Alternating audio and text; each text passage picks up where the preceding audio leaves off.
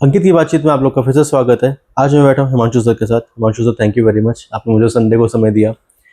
और Himanshu sir UPSC faculty हैं। UPSC industry के बारे में अगर आप लोग को नहीं जानकारी है तो गूगल कर लीजिएगा यूपीएससी, जिसके अंदर बहुत सारे एग्जाम्स होते हैं, हायर एजुकेशन एग्जाम होते हैं, आईएएस, आईपीएस, आईएफएस और भी काफ़ी तरह के एग्जाम्स यूपीएससी कंडक्ट करता है। हम लोग आज बात करने वाले हैं यूपीएससी और सिविल सर्विसेज एग्जाम के बारे में, प्लस कुछ और बातें जानेंगे हिमांशु सर के साथ। मैं सर हमेशा बातचीत की शुरुआत करता हूँ आपकी शुरुआत से। आपकी शुरुआत कहाँ से हुई सर? मेरी जर्नी यूपीएससी की स्टार्ट हुई थी 2011 एंड से। ठीक है। तो बेसिकली मैंने अपना कॉलेज पास आउट किया। ठीक है। तो एक या दो मैकेनिकल कंपनीज में मैंने काम किया। ठीक है। आप इंजीनियर रह चुके हैं? यस, मैं इंजीनियर हूँ बाय प्रोफेशन। ठीक है। तो मेरे कुछ फ्रेंड्स तैयारी कर रहे थे आईएएस की, तो I used to be there, मतलब उनसे मैं मिलने जाता था ओल्ड राजेंद्र नगर दिल्ली में, मक्का ऑफ यूपीएससी। यस। ठीक है। तो उस समय होता क्या था कि मेरे जो फ्रेंड्स थे, तो उस समय यूपीएससी में ना नया एक सीसैट आया था। हाँ ठीक है, 12-13 के आसपास आया तो था। I was unaware of UPSC, तो मुझे नहीं पता था कि यूपीएससी में, मतलब मेरे को ये पता था कि वो तैयारी कर रहे हैं आईएएस एग्जाम की, बस इतना ही पता था मुझे। बट जब भी मैं उनसे मिलता था तो मतलब हर 15 या 20 दिन में एक मुलाकात होती थी। तो हम कई सारे फ्रेंड्स मिलते थे। तो कुछ हमारे friends UPSC immediately after college चले गए थे। तो like I was pass out in 2010। तो मैंने 1 से 1.5 साल जॉब करी है। जैसे मैंने आपको बोला कि 2011 एंड में मैं गया था। तो 2011 एंड में तो मेरे फ्रेंड्स उस समय सीसैट की बात करते थे, एप्टीट्यूड टेस्ट। ठीक है। तो ना मैंने वहाँ पर देखा कि जैसे राजेंद्र नगर में बहुत फेमस एक जगह है, अनिल चाय वाला। ठीक है। तो I used to be there with them. तो वहाँ पर मैंने देखा था कि जो मेरे, जिनको मैं नहीं भी जानता था, तो सीसैट वाज लाइक एक बहुत बड़ा सा फोमो था कि बच्चों में कि भाई ये है क्या, नई चीज है। तो एक बार तो मैंने अपने फ्रेंड से पूछा, भाई ये सीसैट क्या है, कोई सैटेलाइट आया क्या?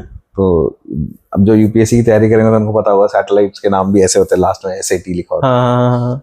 तो बेसिकली वो बोले नहीं यार, हमारे ना इसमें एप्टीट्यूड टेस्ट आ गया है और फर्स्ट टाइम इंट्रोड्यूस हुआ है। तो एक तरह से वो 2011 के अंदर, तो मतलब पहला शायद एग्जाम हो चुका था 2011 के अंदर। तो 2012 में जो कैंडिडेट्स अपीयर हो रहे थे, तो उनको लगता था यार सीसैट क्या होगा, डर का की वजह से हम रह गए। तो वहाँ एक जैसे डिवीजन सा चल रहा था। ठीक है। कि भाई इंजीनियर वर्सेस नॉन इंजीनियर का वो चल रहा था कि इंजीनियर लोग एप्टीट्यूड टेस्ट कर निकाल लेंगे। ठीक है। ठीक है, कि वो कॉलेज में प्रैक्टिस करते हैं अपने दूसरे कॉम्पिटिटिव, और ह्यूमैनिटीज वाले नहीं कर पाते, ह्यूमैनिटीज वाले नहीं कर पाते। बट ऐसा नहीं है, कि मेरे कई दोस्त थे जो इंजीनियर ही थे। ठीक है। तो वो इमीडिएटली आफ्टर कॉलेज आ गए थे यूपीएससी की तैयारी करने के लिए। तो उन्होंने कभी कॉम्पिटिटिव एग्जाम की तैयारी ही नहीं करी थी। ठीक है। क्योंकि हमारे कॉलेज में क्या होता था, प्लेसमेंट्स होती थी, तो वहां पर भी एप्टीट्यूड आता था। प्लस कॉलेज में एक कैट का कॉमन एडमिशन टेस्ट जो आपका एमबीए के लिए होता है, तो उसके लिए बहुत ज्यादा तैयारी होती थी। तो लाइक मैंने भी एक बारी कोचिंग ली थी अपने, जब कॉलेज के लास्ट ईयर में था मैं, मतलब 3rd ईयर में। तो मैंने भी कोचिंग ली थी कैट की। तो हमारा क्या होता था कि एप्टीट्यूड टेस्ट एक रिफाइंड हो चुका था, कि मतलब एक बेटर वे में था। तो लेकिन जिन्होंने पहले से माइंड बना रखा था यूपीएससी की तैयारी करनी है, तो उन्होंने कई कैट की एप्टीट्यूड की तैयारी नहीं करी थी।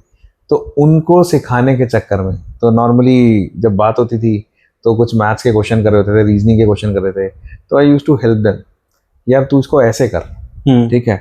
तो कहीं ना कहीं उन्हीं में से एक फ्रेंड ने मेरे को बोला, why not you prepare for this exam. Okay. ठीक है। तो तब मैंने एक बार ही लगा यार, नहीं यार, I am happy with my job.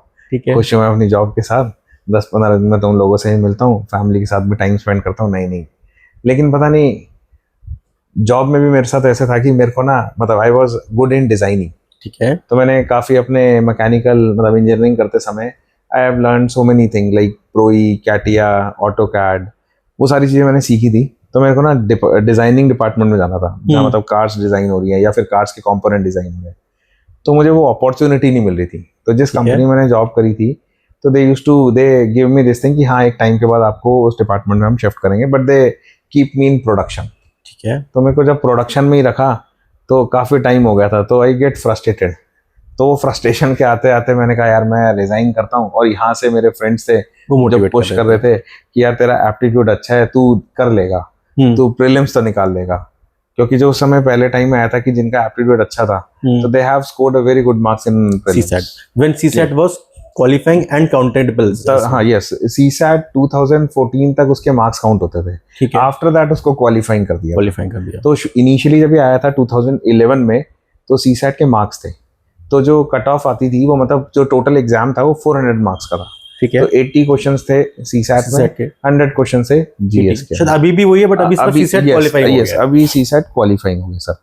तो अभी क्या कि उस समय मार्क्स थे, हम्म, तो नॉर्मली स्ट्रैटेजी ये थी, तो मैंने अपने फ्रेंड्स को भी बोला था कि तुम स्ट्रैटेजी ये रखो कि एप्टीट्यूड में अच्छा स्कोर करो, ठीक है, जीएस को लाइट रखो। ठीक है। लेकिन ये था कि वो ना शुरू से जीएस पढ़ते जा रहे थे, तो उनका माइंडसेट ये बना था हुआ था। कि सर मतलब हम तो जीएस को अच्छी तरह करेंगे, सीसैट को नहीं करेंगे, जिसकी वजह से वो क्या होता था कि कट ऑफ उनका प्रीलिम्स नहीं क्लियर होता था।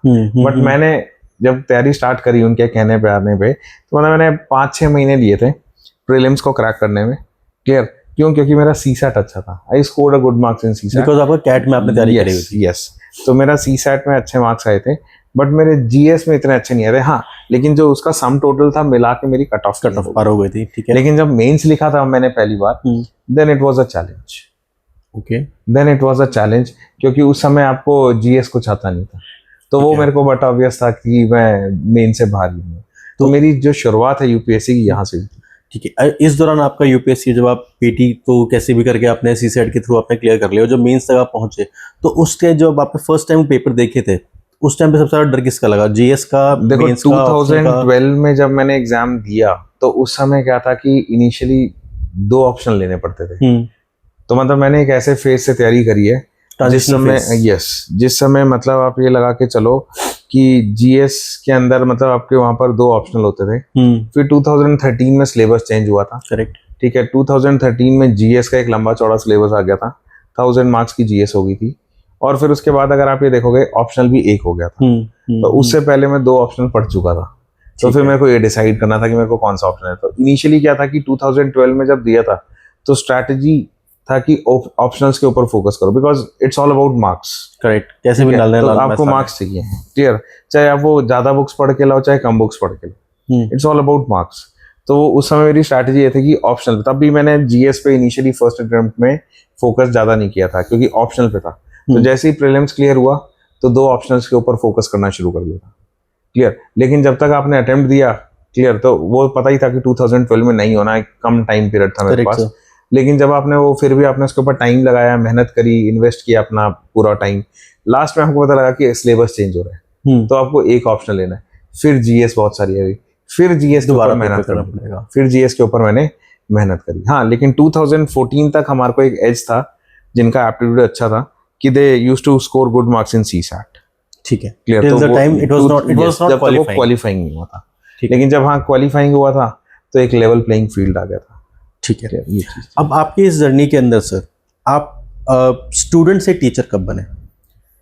स्टूडेंट से टीचर, एक्चुअली मेरी जर्नी स्टार्ट हुई थी, मतलब एक तरह से ये था कि मैं जब अपना एग्जाम की तैयारी कर रहा था तो पर्सनैलिटी टेस्ट वगैरह दिया, तो उस समय में एक इंस्टीट्यूट ने मेरे को कॉल किया, तो दे यूज्ड टू से कि क्या हमारे लिए काम करोगे।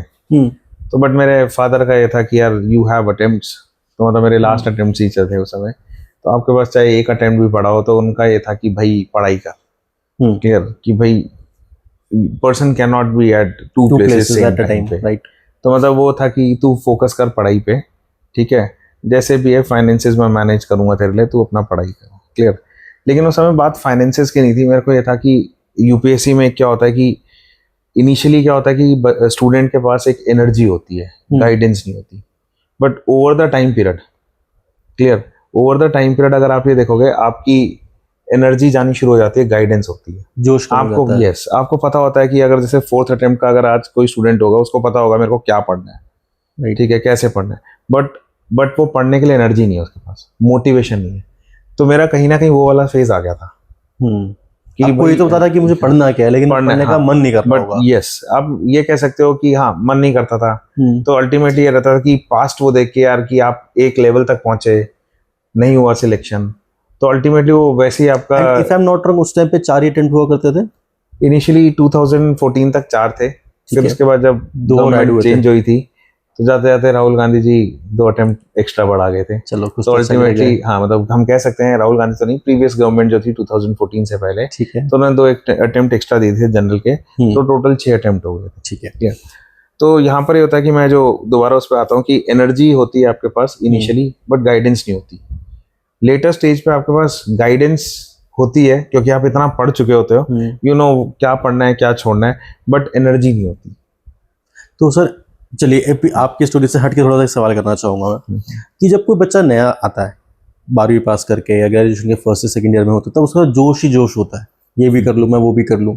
लेकिन वहीं एक कैंडिडेट होता है, एक एस्पिरेंट होता है जो 4 अटेम्प्ट दे चुका है, जिसके 2 ही अटेम्प्ट बचे हैं और शायद 3 या 4 साल बचे हैं और because of as.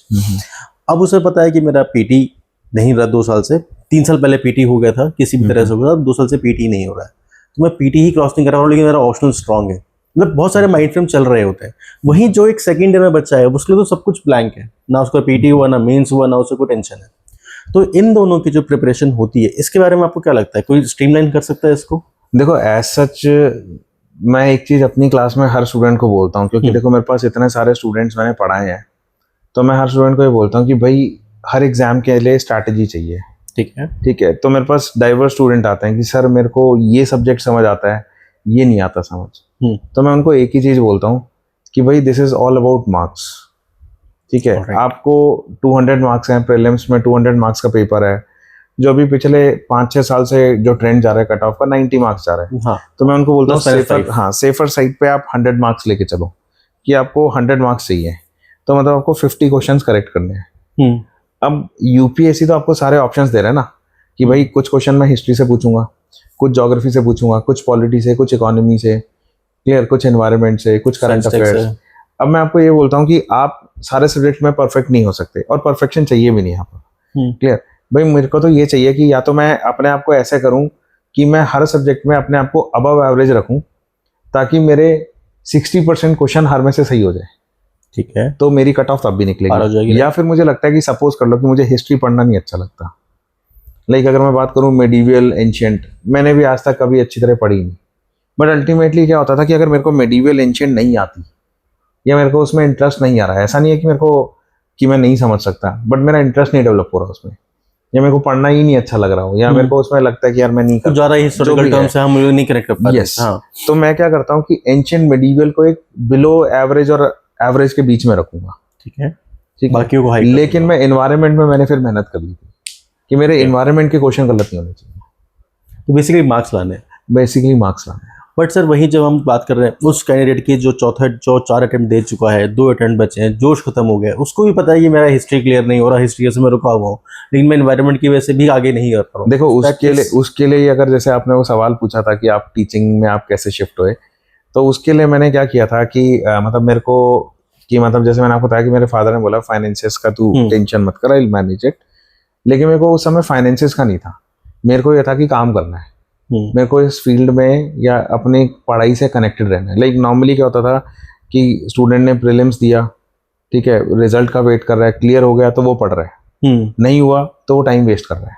Correct, clear. तो बहुत ही कम बच्चे होंगे जो ये सोचेंगे अगर नहीं हुआ तो I have to again reprepare. 12th fail movie भी आई थी, रीस्टार्ट कि मेरे को दोबारा रीस्टार्ट करना है। ठीक है, तो बहुत ही कम बच्चे होते हैं जो इसको रीस्टार्ट करते हैं। क्लियर। लेकिन मैंने क्या किया था, अगर मेरा किसी लेवल पे नहीं भी हो रहा, मैं कहीं घूमने नहीं जाऊंगा। मतलब I stayed in Rajendra Nagar for some time, but मैं अपने उस राजेंद्र नगर में रहते हुए मैं कभी करोल बाग नहीं गया। मुझे नहीं पता था कि करोल बाग और गफार मेरे वॉकिंग डिस्टेंस पे।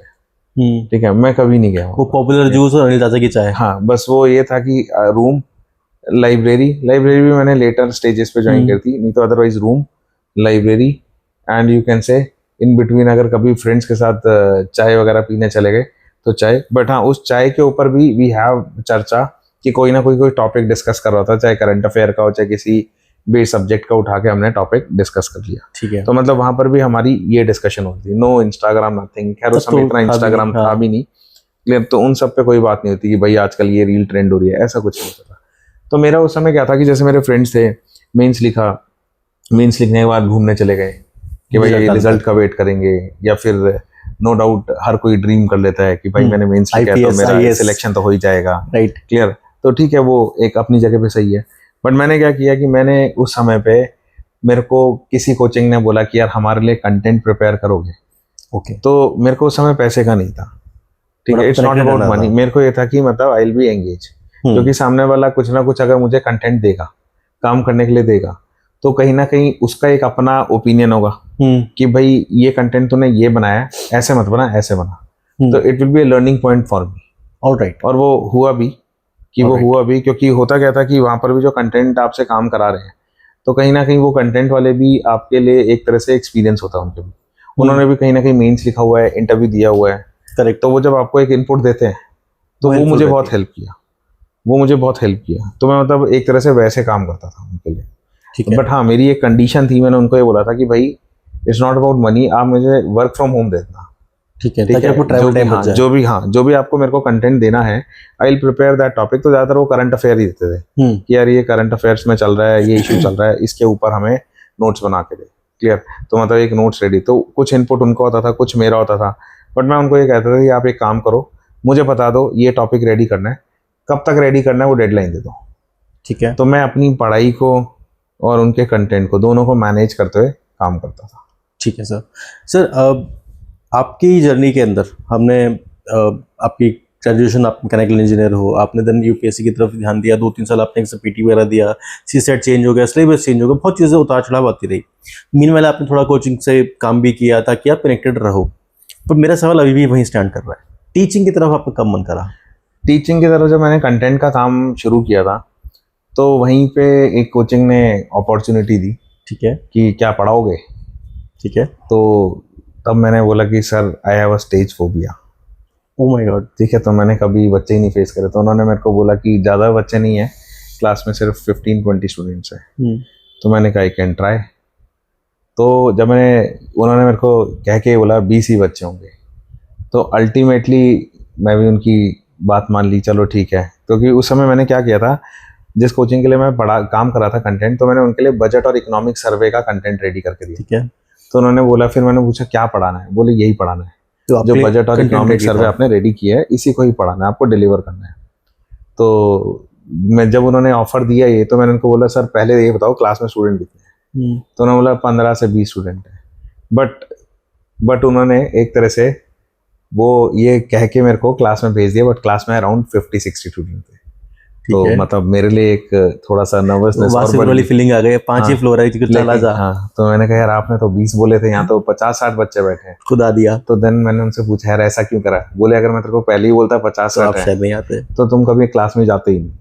लेकिन हाँ, वो पहला दिन था जो मैंने मतलब 2015 में पढ़ाया था। मतलब 2015 में जो बजट इकोनॉमिक्स करवाया था मैंने, वो पढ़ाया था। तो वो पहली क्लास जब मैंने ली थी ना, तो उस पहली क्लास में मैं नर्वस बहुत था। ठीक है, तो उसके कई स्टूडेंट्स आज भी मुझे जानते हैं, तो मेरी कभी कभार बात भी होती है उनसे। लेकिन उस पहली क्लास में एक चीज़ हुई थी कि मैंने 2.5 घंटे की क्लास ली थी। 2.5 घंटे के बाद वहाँ पर एक कैमरा मैन जो शूट करा था, उस क्लास को रिकॉर्ड करा था, वो पर्सन ओपन से कहीं से अपनी ग्रेजुएशन करा था। तो उसने मेरे को बाहर आके बोला कि सर आप जो पढ़ा रहे थे ना, मुझे भी समझ आ रहा था। ओके। तो वो जो उसका स्टेटमेंट था ना, that was a motivation factor for me.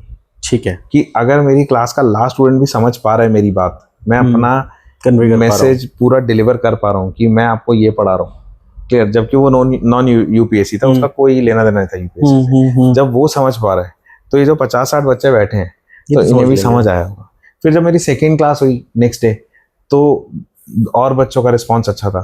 तो वहाँ से मेरा कॉन्फिडेंस लेवल बूस्ट हुआ कि भाई आप मतलब मैं कर सकता हूँ। प्लस एक चीज़ ये भी था कि जब मैं तैयारी कर रहा था, तो मेरा एक हैबिट क्या था कि जैसे हम फ्रेंड्स वगैरह मिलते थे, तो मेरे कुछ 5-6 अच्छे फ्रेंड्स थे, जिसमें से आज 3 सिलेक्टेड हैं और 2 रह गए हम, क्लियर। तो मेरे कुछ अच्छे फ्रेंड्स थे, तो हम क्या करते थे कि लंच कर रहे हैं, डिनर कर रहे हैं, तो तब एक हैबिट थी मेरी उनको पढ़ाना। Okay, clear. वो मतलब मुझे ही पढ़ाते थे, मैं उनको पढ़ाता था। तो वो पढ़ाते पढ़ाते क्या था कि वो एक हैबिट भी डेवलप हो गई थी। तो मैंने क्लास में कुछ ऐसा एक्स्ट्रा नहीं किया था, मैंने उसी चीज को वहां पर प्रेजेंट कर दिया, वहीं पे प्रेजेंट किया। तो अल्टीमेटली वो मेरा कॉन्फिडेंस बूस्ट कर दिया। ठीक है सर, आप बजट इकोनॉमिक्स सर्वे की बार बात कर रहे हो, आपका major stream of field teaching में? मेरा इकोनॉमी सब्जेक्ट है, इंडियन इकोनॉमी, जीएस। ठीक है सर। अब सर मैं थोड़ा सा आपको यूपीएससी की तरफ वापस लेके चलता हूँ, क्योंकि हम यूपीएससी शुरू करके थोड़ा सा आगे तरफ आ गए थे। सर एक मिथ है कि UPSC in an examination of civil services वो आपसे कुछ भी पूछ सकता है, anything under the sun can be asked in the UPSC exam when GS is there. तो how can somebody cover everything and everything and everything and everything to prepare for the exam, that too when the examination time is of only 2 hours? 2 hours PT वाला। Ankit sir, मैं इस पे आपको एक चीज बोलूंगा। Sir मत बोलो सर, ओके अंकित बोल लो। अंकित जी, मैं इस पे आपको एक चीज बोलूंगा। नो डाउट मिथ है मार्केट में, ये एक नैरेटिव है ठीक कि है। भाई ओशन, हम्म क्लियर, ओशन। तो नो डाउट ये नैरेटिव, मतलब although I am also a part of coaching, ठीक है, कहीं ना कहीं कुछ कोचिंग्स वालों ने नैरेटिव को सेट किया है। ओके क्लियर, ओशन है ये, क्लियर। भाई अगर आप, एक नॉर्मल सी बात है, देयर इज अ सेइंग कि अगर आप स्टूडेंट को डराओगे नहीं तो क्यों आएगा। क्लियर, यस, ये आपका ओशन है, सिलेबस अनडिफाइंड है, क्लियर। बट एक लाइन का सिलेबस होता है। बट अगर आप उस सिलेबस को पीवाईक्यू के साथ देखोगे तो मतलब नॉर्मली एक नैरेटिव ये भी चलाया हुआ है, unpredictable public service commission. Correct correct. मैं अब यहाँ पर एक चीज बोलता हूँ स्टूडेंट को कि नो डाउट 100 क्वेश्चन आ रहे हैं आपके प्रीलिम्स के अंदर, जीएस के अंदर, तो 100 में से मानता हूँ कि 40, 50, 60 क्वेश्चन अनप्रेडिक्टेबल है, बट 40 तो प्रेडिक्टेबल है। तो जो प्रेडिक्टेबल है उसको तो कर लो। एंड तुम्हें पास करने के लिए 50 ही करना है बस। यस। तो नॉर्मली मैं ये बोलता हूँ स्टूडेंट को कि जिस क्वेश्चंस को आप प्रेडिक्ट कर सकते हो उनके ऊपर तो काम करो। तो अगर मतलब देयर इज अ सेइंग कि एक कॉइन के दोनों साइड्स हैं, ठीक है। ठीक है, तो एक तरफ अगर अनप्रेडिक्टेबिलिटी ज्यादा है तो प्रेडिक्टेबिलिटी भी तो है, और लगभग उतनी ही है। यस। आप अगर अच्छी तरह सिलेबस को पढ़ते हो, प्रिपेयर करते हो, क्लियर, तो अल्टीमेटली आप प्रेडिक्टेबिलिटी की तरफ भी तो जा रहे हो। तो हमेशा उल्टा ही की सोच। यस। तो बेसिकली आपने मेरे एक सवाल को ना, जो कि मुझे लग रहा था कि बहुत भारी भरकम जवाब मिलने वाला है, आपने बहुत सिंपल सा जवाब दिया और क्लियर कर दिया है। मतलब मेरा माइंड भी समझ पा रहा हूँ कि हाँ यार, अगर हम उल्टा सोच रहे हैं कि अब ये नहीं आएगा, ये नहीं आएगा, ऐसा, वो देख लो कि क्या क्या आ रहा है। तो बेसिकली पीवाईक्यू से आपको हेल्प मिल जाएगा, किसी भी पीवाईक्यू से मिलती है। लाइक अभी मैंने, मेरा एक जैसे इकोनॉमी का बैच चल रहा है, तो मैंने मतलब स्टूडेंट्स को काफ़ी सब टॉपिक वाइज ब्रेक करके बताया था कि देखो, मतलब नॉर्मली क्या होता है कि स्टूडेंट्स को एक मिल जाता है कि इस टॉपिक से इतने क्वेश्चन आ रहे हैं। मैंने टॉपिक का भी सब टॉपिक वाइज ब्रेक करके उसको स्टूडेंट्स को समझाया कि देखो, इस सब टॉपिक में भी सबसे ज़्यादा क्वेश्चन आ रहे हैं और इस सब टॉपिक से कम आ रहे हैं। तो my students are comfortable with that कि सर हाँ सर, ये हो रहा है हमसे, सब टॉपिक डिवीजन भी हो पा रहा है। देखो कोचिंग का पर्पस क्या होता है नॉर्मली, मतलब student can do self study also. Coaching का पर्पस ये होता है कि coaching is just like a catalyst. तो थोड़ा सा साइंस लैंग्वेज में अगर मैं बात करूं कि कैटलिस्ट का काम क्या होता है कि आपकी रिएक्शन को फास्ट कर देता है। ओके। तो कोचिंग का पर्पस क्या होता है कि अगर आप खुद पढ़ रहे हो और खुद स्मार्ट वर्क कर सकते हो, नो डाउट हार्ड वर्क करना पड़ेगा।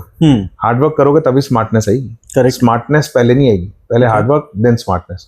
तो जब आप हार्ड वर्क कर रहे हो तो हार्ड वर्क करते समय आपको पता लगता है कि भाई मेरे को ये कैसे कैसे करनी है। अब जब कोचिंग आप ज्वाइन करते हो तो कोचिंग आपके एफर्ट्स कम करती है, what to do what not to do. But मेरे पास कई स्टूडेंट आते हैं, वो कहते हैं सर मैंने यहाँ कोचिंग ज्वाइन करी तो मेरे एफर्ट्स तो और बढ़ गए। मैं जब भी अपने स्टूडेंट को पढ़ाता हूँ तो मैं उनको साफ बोलता हूँ कि भाई आप मेरी क्लास कर रहे हो तो आपको अगर साथ में कोई रेफरेंस बुक पढ़नी है पढ़ो, मैं लेकिन आपको सजेस्ट नहीं करूंगा, because I am working for you. मैं आपके लिए मेहनत कर रहा हूँ, तो आपको रेफरेंस बुक पढ़ने की जरूरत नहीं है। ठीक है, that's what they are already paying you. Double क्यों करें वो? डबल आप मेहनत क्यों कर रहे हो? ठीक है, आपने रेफरेंस बुक पढ़नी है, अपनी कन्वीनियंस के हिसाब से पढ़ो। मैं लेकिन मना भी नहीं करूंगा आपको, लेकिन मैं फोर्स भी नहीं करूंगा। ठीक है, ये ना हो कि मैं कोचिंग क्लास पूरी कर ली और बाद में बोल रहा हूँ कि ये रेफरेंस बुक पढ़ लेना या ये टॉपिक यहाँ से पढ़ लेना। भाई टाइम एक्स्ट्रा लग रहा है, मैं पढ़ाऊंगा आपको। ठीक है। अब सर, हम लोग ये देखते हैं कि यूपीएससी में फेथ होना बहुत ज़रूरी है। चाहे वो स्टूडेंट को किसी टीचर पर फेथ हो, स्टूडेंट को किसी अपनी कोचिंग पर फेथ हो, स्टूडेंट को अपने किसी मेंटर पर फेथ हो, या स्टूडेंट को अपने आप पर फेथ हो। तो मैं इंडिविजुअली बात करूंगा, एक अपने अंदर फेथ होना कितना ज़रूरी होता है उस जर्नी को कवर करने के लिए एज अ स्टूडेंट। देखो फेथ मतलब उम्मीद पे दुनिया कायम है। ठीक है, तो फेथ तो चाहिए देखो आपको। ठीक है, क्लियर। तो सबसे पहले तो आपको अपने ऊपर फेथ होना चाहिए कि जो मैं पढ़ रहा हूँ सही पढ़ रहा हूँ या नहीं पढ़ रहा हूँ। क्लियर। दूसरा, अगर आप किसी टीचर की हेल्प ले रहे हो या किसी कोचिंग को ज्वाइन करते हो तो वहां पर भी आपको फेथ होना चाहिए कि आपका टीचर आपको सही पढ़ा रहा है या नहीं पढ़ा रहा। बट फिर भी अगर नहीं आ रहा तो मेरे लिए क्या होता है कि बेस्ट सॉल्यूशन क्या है आपके लिए? पीवाईक्यू। Okay, PYQ. क्योंकि कहीं ना कहीं अगर आप पीवाईक्यू देखोगे कि आप ये देखो कि अगर आज मैंने सपोज कर लो कि मैं हर स्टूडेंट को एक बोलता भी हूँ, इवन मैंने कुछ वीडियोस भी बना रखी है कि आप कुछ पढ़ते हो तो पढ़ने के बाद या उस टॉपिक को खत्म करने के बाद, चाहे आप उसको एक दिन में करो, चाहे 2 दिन में, चाहे 3 दिन में, करने के बाद आप उसके क्वेश्चन जरूर प्रैक्टिस करो पीवाईक्यू के। तो आपका जो कॉन्फिडेंस लेवल है वो अप होगा, डाउन नहीं होगा। ठीक है सर, इसी से मेरा सवाल आ रहा है कि पीवाईक्यू अगर हम देखना चाहते हैं तो पीवाईक्यू के लिए तो हर वेबसाइट पे जाओगे यूपीएससी की ढेरों पीवाईक्यू आ जाएंगे, लेकिन जैसे टॉपिक वाइज अगर पीवाईक्यू ढूंढेंगे तो उसके लिए एआई का सपोर्ट ले सकते हैं बच्चे? या टॉपिक वाइज चैलेंज ही यही है कि मार्केट के अंदर अगर आप देखोगे तो यूपीएससी की जो पीवाईक्यू है, तो यूपीएससी ने तो ईयर वाइज सारे पेपर डाल रखे हैं वेबसाइट। करेक्ट। दूसरा, यूपीएससी के मतलब मार्केट में कई सारी पब्लिकेशंस हैं, उन्होंने भी अरेंज करके दिए हुए हैं। तो आप एक काम कर सकते हो, हाँ उन्होंने सब टॉपिक वाइज अरेंज करके नहीं दिए, उन्होंने सब टॉपिक, यस वहां पर वो स्टूडेंट को लगता है। और इनिशियली मुझे एक ये भी लगता है कि जैसे कोई स्टूडेंट अगर प्रिपरेशन स्टार्ट कर रहा है, जैसे मैंने अभी थोड़ी देर पहले बताया था कि इनिशियली एनर्जी होती है, गाइडेंस नहीं होती। हाँ, गाइडेंस आपको आती है पीवाईक्यू से, ठीक है, कि आप सही पाथ पे चल रहे हो नहीं चल रहे, क्लियर। तो इनिशियली आपको अगर आप पेपर एनालाइज करने में बैठोगे, आपको नहीं आएगा समझ। वो आपको एनालाइज तब आएगा जब आप सब्जेक्ट को पढ़ लोगे ना, उसके बाद समझ आता है। ठीक है। तो एक बार ही सब्जेक्ट पढ़ोगे, या पढ़ते पढ़ते साथ साथ आप रोज थोड़ा थोड़ा आधा घंटा पीवाईक्यू के साथ टाइम स्पेंड कर रहे हो, तो आपको तब धीरे धीरे वो ग्रेजुअली समझ आएगा। Analysis can not be done in one day. Alright, ये श्योर है। ठीक है सर। सर फेथ से जुड़ा हुआ एक सवाल दोबारा करना चाहूँगा कि फेथ जब लगता है कि कम हो रहा है तो बच्चे क्या करते हैं, जो टीचर ने पढ़ाया उसी को काउंटर करते हैं कि सर ये गलत हो सकता है। जो किसी कोचिंग की इंस्टीट्यूट की या किसी रेफरेंस बुक की बात करते हैं, वो लगता है कि यार ये जो लिखा है ये गलत लिखा हुआ है, मतलब फेथ उनका टूटने लगता है। तो उसमें किसी बच्चे को कैसे अपने आप कवर करना चाहिए? देखो, ये जो आप फेथ बोल रहे हो ना, ये लाइफ का ना अप एंड डाउन है, हार्ट बीट। हार्ट बीट, ठीक है। तो वो तो देखो यार रहेगा।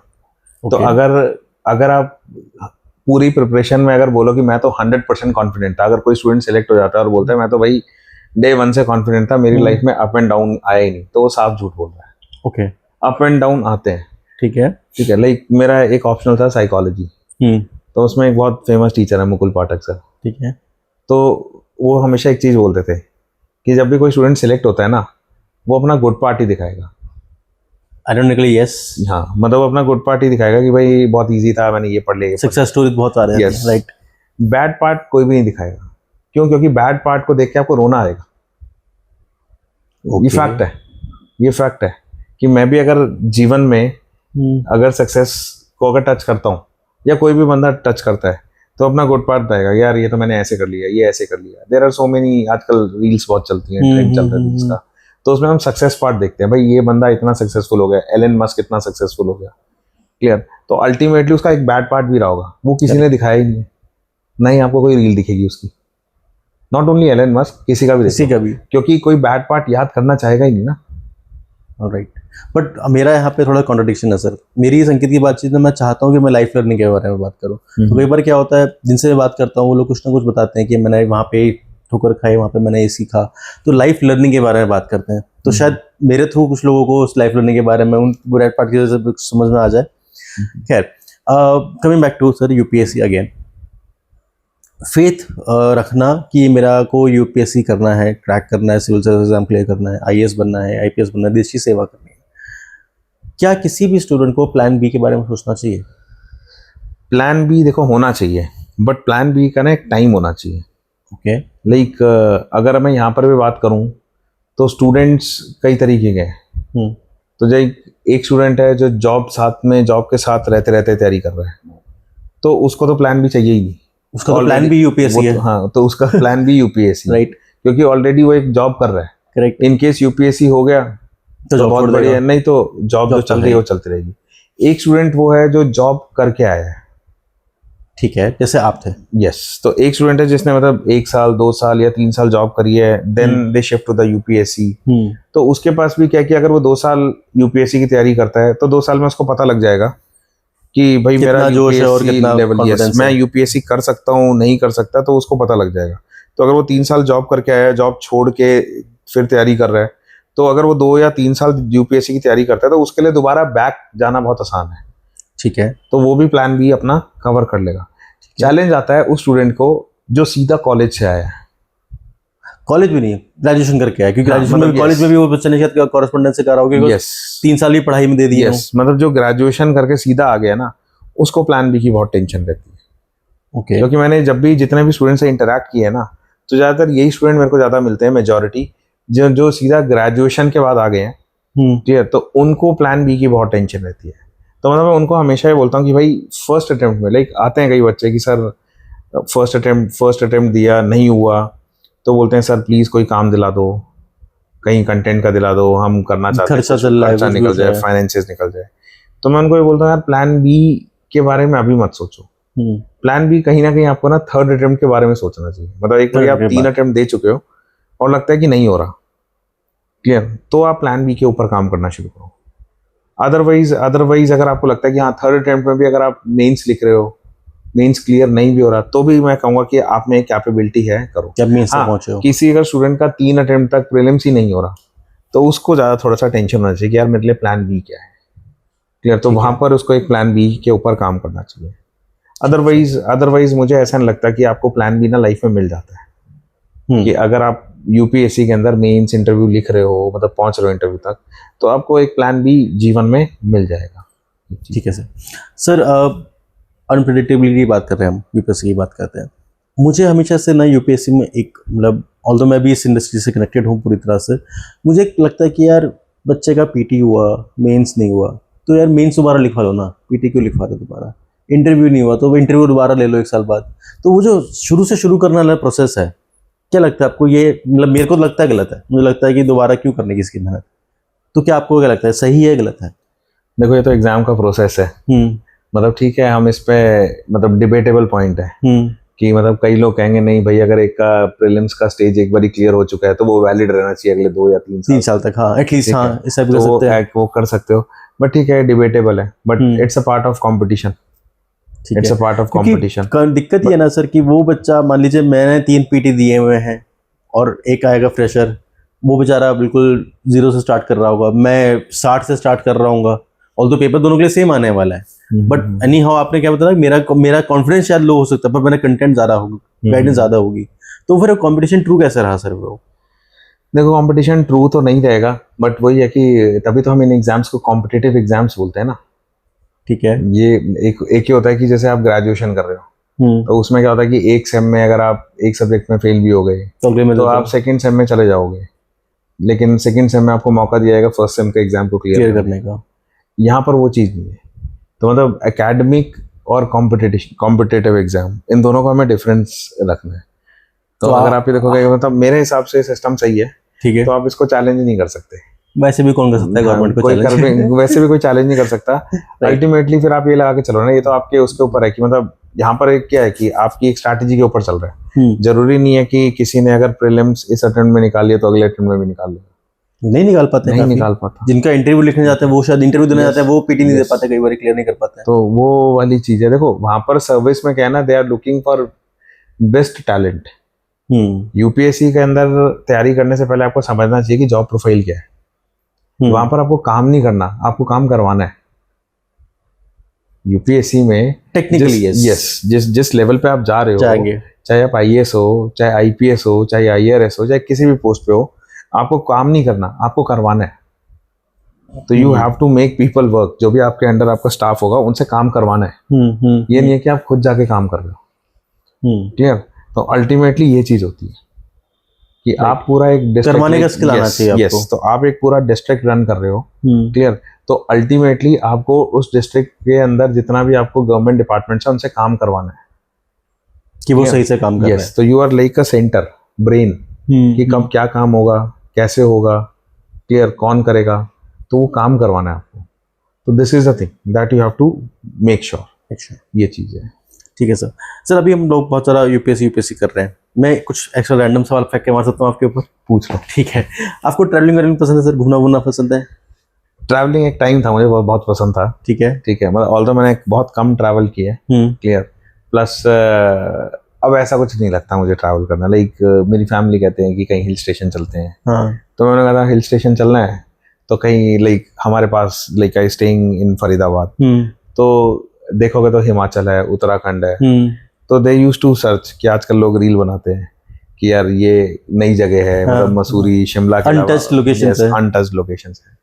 मेरे को लगता है यार कहीं चले जाओ, है तो पहाड़ी हो, क्लियर, तो ऐसा कुछ है नहीं कि आपको कुछ अलग मिल जाएगा। ठीक है तो यार पहाड़, और वहां जाके आपको एक रूम में ही रुकना है मेजरली। कौन सा ट्रैक पे निकलने वाले हैं, वहां जाके रूम में ही रुकना है। पहाड़ पे चले जाओगे आप मैगी खा लोगे, नॉन वेजिटेरियन हो तो नॉन वेज एंजॉय कर लोगे, वेजिटेरियन हो तो वेज एंजॉय कर लोगे। तो अल्टीमेटली है कि कुछ ऐसा तो है नहीं कि मैं मसूरी जाऊं या मैं शिमला जाऊं, दोनों मेरे से दोनों पहाड़ है। तो अल्टीमेटली मेरे को ना ट्रैवलिंग एक था एक टाइम पे, लेकिन अब मेरे को इतना वो नहीं लगता था। हाँ अब मेरा एक ही है कि इतना मतलब यूपीएससी में आने के बाद लाइक आज भी मेरे लिए होता है कि अगर मैंने न्यूज़पेपर नहीं पढ़ा तो something is missing in my life. और मेरे लिए को एक पढ़ाई वाला एक वो ऑरा बना रहा है yes, मेरे आसपास। एक वो बना रहा है। ठीक है, तो इस पढ़ाई वाले ऑरा में चलो वापस लेकर आता हूँ आपको कि अभी सर हम देखते हैं कि स्टूडेंट जब तैयारी कर रहा होता है तो जैसे आपने बताया कि मार्क्स ही काफ़ी हैं, तो चाहे किसी भी सब्जेक्ट से पढ़ के निकल जाओ, मार्क्स इंपॉर्टेंट है। मार्क्स के अलावा सर उन मार्क्स को गेन करने का स्किल जो होता है वो टेस्ट सीरीज वगैरह से मिलता है, मॉक टेस्ट देने से मिलता है। तो इस पर आपकी क्या राय है, ये सही है गलत है, या इसको और भी कोई तरीका हो सकता है? देखो मॉक टेस्ट कर लो आप, चाहे मॉक टेस्ट प्रीलिम्स के लिए करो चाहे मेंस के लिए करो, जब तक आपके पास राइट नॉलेज नहीं है आप आंसर नहीं कर पाओगे। ठीक है, अब यूपीएससी में सीधी सी बात है कि मतलब मेंस के अंदर उन्होंने सीधी सी बात कर रखी है इश्यूज। जब हम इश्यूज की बात करते हैं, लाइक मतलब यूपीएससी एक अपने सिलेबस में एक लाइन लिखता है कि हम एक ऐसे पर्सन को देख रहे हैं जो मतलब बिना पढ़े, मतलब एक एजुकेटेड बंदा चाहिए जो मतलब चीज़ों को समझ सके। अब जो लाइक कभी आप देखोगे अर्बन फ्लडिंग हो रही है, बारिश आती है, पानी भर जाता है, तो यूपीएससी में जाने के बाद आपको सिलेक्ट होने के बाद अगर आप कलेक्टर बनते हो तो आपको काम यही करना है कि अर्बन फ्लडिंग का सॉल्यूशन निकालूं, क्लाइमेट चेंज हो रहा है उसका सॉल्यूशन निकालूं। क्लियर? तो कहीं ना कहीं आप आम जनता से अलग सोच पा रहे हो, सॉल्यूशन अलग दे पा रहे हो। ठीक है, मैन्युफैक्चरिंग हमारी कंट्री की कम है, 15% जीडीपी में कंट्रीब्यूशन है, तो इसको कैसे करें? जैसे गवर्नमेंट का टारगेट 25% करे, तो कहीं ना कहीं आपको एक आम जनता से अलग सोचना है।